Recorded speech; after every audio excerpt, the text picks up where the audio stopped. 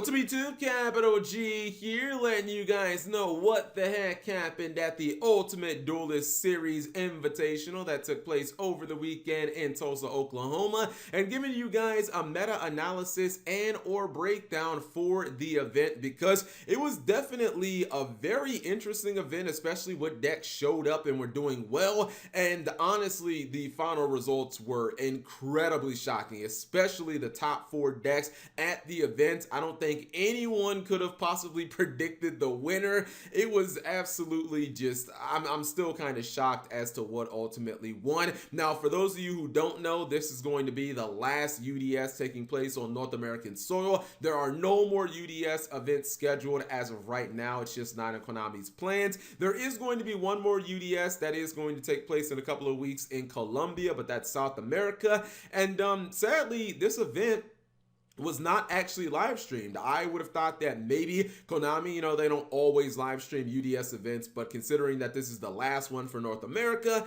I thought that they would have just went ahead and streamed it, but ultimately that did not happen. Now this event was around 250 players. It was 243 to be exact, and keep in mind, if you're comparing those numbers to like your standard YCS numbers, which sometimes can get, over 2,000 players, you have to understand that this was an invitational event. This is not something like a YCS or a regional where every single player who just shows up can enter. You got to have a certain amount of points to be able to attend this event. So considering it's an invitational, your population is going to be lower, but the quality of duelists was still very high. You had some huge names. I think Eddeception, Aaron Furman, Jesse Cotton. I know that Steven Trifanowski was there. You also had DZ, who he's gotten top 4 at a UDS event. You had a lot of high level, high quality players at this event, so that definitely is not something that we have to question. When we look at the top 32 breakdown, it was pretty interesting. Now the first few decks on here I don't think were surprising at all. This is kind of, in my opinion, the consensus top tier meta. Most people consider this kind of like the tier 1. You had Spiral taking up 31% of the top 32 with 10 players. I think that it was kind of predictable that Spiral would be the most represented deck at this event and that it would come in with the most players in the top cut. That's not surprising at all. Spiral has been performing incredibly well. But following that, you had Luna Lights and Ultrageist both tied with 4. So when you combine the next 2 decks, they're still not quite taking up the same results as Spiral, but I think that most people are looking at Luna Lights and Ultrageist and seeing that they're incredibly solid, very consistent, and they've been very stable decks since the beginning of this format. It gets interesting when we look at the next decks though, because right after that, you come in with Shaddolls, and it's Shaddoll Invoked at this point, but you come in with Shaddolls and Salamangreat right after that, and to me, Shaddoll have made a huge wave and a huge impact in the last couple of weeks. I think this all started with the fact that, the Shaddoll deck did win the Card Market Series event in Europe last week. That was a major event over there. And keep in mind, that wasn't even with the new cards from the Shaddoll structure deck, the Shaddoll Showdown. So obviously some of the new support cards like Shaddoll Windy have made the deck tremendously better. And this is really something that we have to take note of, because I kind of feel like Shaddolls have a lot of momentum. They did end up taking 2nd place at this event, so despite only having a few players in the top 32, kind of showed you the resiliency of the deck. After that, we had a couple of True King Dinosaur players in the top 32 cuts. 2 players playing Mystic Mind Burn. This is absolutely insane. We know that Mystic Mind's popularity has skyrocketed probably in the last month or so because it is such a good card if you do happen to go 2nd. Usually you can bait out one of your opponent's negations, and then you can activate Mystic Mind, lock them out of monster effects. Not a lot of people playing designated spell and trap removal in the form of spells and traps, so a lot of times you can just capitalize off of that. And then at that point, you can either just OTK your opponent once you have all your resources if you're playing blind seconds, or you can just, I guess, play the burn strategy. We had a couple of hero players making it into the top 32, and then the top 32 is rounded out by a version of Infernoids, and This is by far the shocking or the most shocking deck in here outside of the Mystic Mind Burn. We actually had Rocket Dragon Link winning the entire event. Only one player in the top 32 playing Rockets, and sure enough, he ended up taking the entire event down. This is your final UDS champion for North America. This is Shuping Yu. If I mispronounced your name, my apologies, my friend. It's actually kind of crazy because Rockets is a deck that I've always thought had a lot of potential, but it's kind of maligned, and in a format where you can play things like Nibiru and also Dark Ruler No More, and there are so many strong Go Second cards, it's really surprising to see this deck do so well, especially considering when you compare their ending board to maybe Spiral or Lunalights, it probably doesn't seem as strong. I read his top 8 match, and from what I could tell, he was basically ending on Heavenly Spears, the Heraldic Link 2. He would also go for Borreload Savage Dragon, which, you know, Rockets and Dragon Links always want to make. It's like their Omni Negation card. And then finally, he would end on the Unchained Abomination. That's the Link 4 for Unchained. It was really smart the way he would kind of navigate his play, though, because he would use Heavenly Spears to basically disrupt his opponent to bounce like one of their monsters or something. He would then summon Rocket Tracer, which he ran 3 copies of, from his deck, and when he used Rocket Tracer's effect to like blow up a card on his field, he would trigger the Unchained Link 4, and that would blow up another card on his opponent's field. Keep in mind, during his end phase, if you tried to like play defensive and set a bunch of cards, maybe you were playing a back row deck like Altergeist, he would just get to pop a card for free using the Unchained Link. So a lot of times he was getting 2 pops from that, and then maybe using like a Borreload Savage negation. So I guess it does kind of make sense. I love the fact, this is one of the things that I really liked about his deck list. I absolutely love the fact that he main decked 3 copies of Cosmic Cyclone.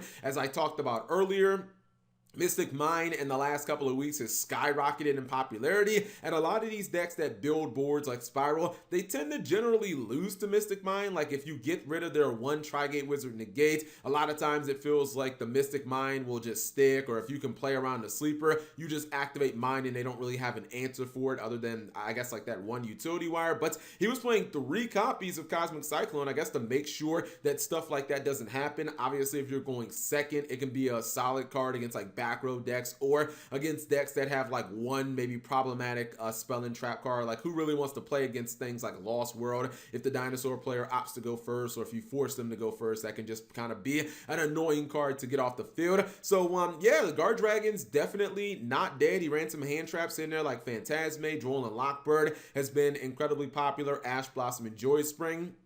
And let us not forget, the reason that Guard Dragons are still viable in the TCG, where not so much in the OCG, is the fact that we still have Red Eyes, you know, Darkness Metal Dragon, and they don't have that card in the OCG. Now, speaking of Dinosaurs, we actually saw Scott Page make it to the top 4 playing Dinosaurs. He was playing a True King variant, but he also was running Lost World. Really interesting, and I watched his deck profile. He did not play Double Evolution Peel at all. He didn't run Quoteless. He said that those cards were bad and inconsistent and bricks, and he just didn't agree with them. Obviously, Dinosaurs do want a blind second, and you can see from his build with the 3 evenly matches and the Lightning Storms plus the Mind Controls, this is a build that can hammer the opponent. And I think it's just really interesting like how much power there is in Dinosaurs. I feel like Dinosaurs is a deck, especially post Eternity Code, when they get that little crocodile boy. I feel like Dinosaurs is a deck that's probably going to be on the rise. Keep in mind, Dinosaurs religiously run Dogoran, at least 1 copy. Scott decided to run 2 copies, I guess just for the utility and the fact that, you know, it is a searchable card, plus it is fire, so you can use it with like your True King monsters. So I definitely thought that that was pretty interesting. Let's talk about Invoked Shaddolls, the deck that is tearing things up. I really hate to say this, but Shaddolls might actually replace like a deck like Salamangreat as maybe in like the tier 1. I think it's kind of debatable right now what tier that you put the Invoked Shaddoll deck in. I legitimately think that it's like a tier 1 deck, and it's because the fusion monsters just have so much utility. I think people are starting to realize that El Shaddoll Winda is a pain in the ass for a lot of combo decks to deal with. If you summon Winda like going first turn one, decks like Salamangreat and Spiral just kind of automatically lose to the card. A lot of their best removal cards like Spiral Tough or Salamangreat Rage, they are destruction based, and obviously you can't use destruction on Winda. These decks also are not really known to run things like Infinite Impermanence in the main, so they don't really have a lot of inherent outs. Even if the Salamangreat player does have the kind of one out, which would be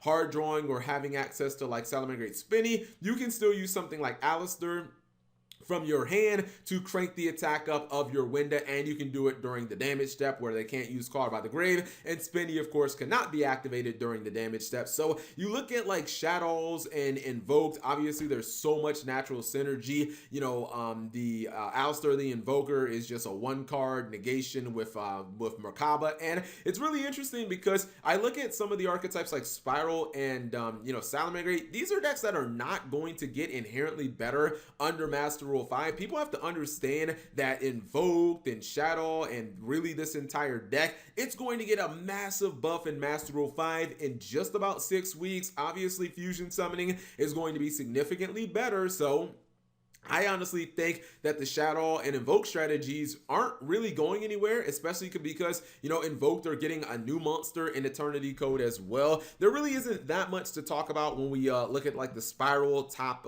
4 list. I will of course show it, but there really isn't all that much when it comes to talking about that. But overall, I thought this event was very interesting. You know, seeing decks like Rokkets and Mystic Mind Burn come out of nowhere and then essentially be able to tear it up, make it all the way to the finals.